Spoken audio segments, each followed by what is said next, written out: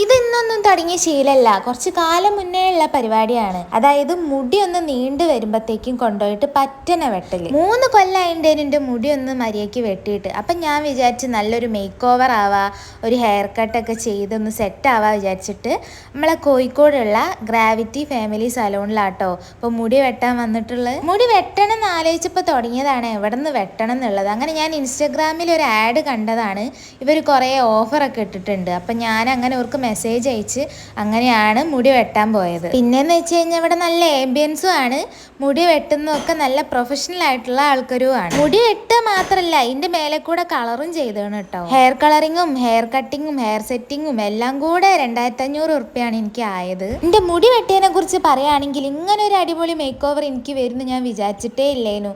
ഞാൻ വിചാരിച്ചത് നീളം മുടി കൊണ്ടുപോയി വെട്ടിട്ടാഞ്ഞുകൊണ്ട് എല്ലാവരും കുറ്റം പറയുന്ന, പക്ഷെ ഒരാൾ പോലും കുറ്റം പറഞ്ഞില്ല, നല്ല രസമുണ്ട് എന്നാണ് പറഞ്ഞത്. അതുകൊണ്ട് തന്നെ എനിക്കും ഒരു സന്തോഷം. ആരോ ഒരു ചേഞ്ച് ആഗ്രഹിക്കാത്തല്ലേ. ട്രീറ്റഡ് ഹെയർ ഇല്ലാത്തതുകൊണ്ട് മെയിൻറ്റെയിൻ ചെയ്യാനാണ് പാട്. അപ്പം അത്രയേ ഉള്ളൂ. ടാറ്റാ.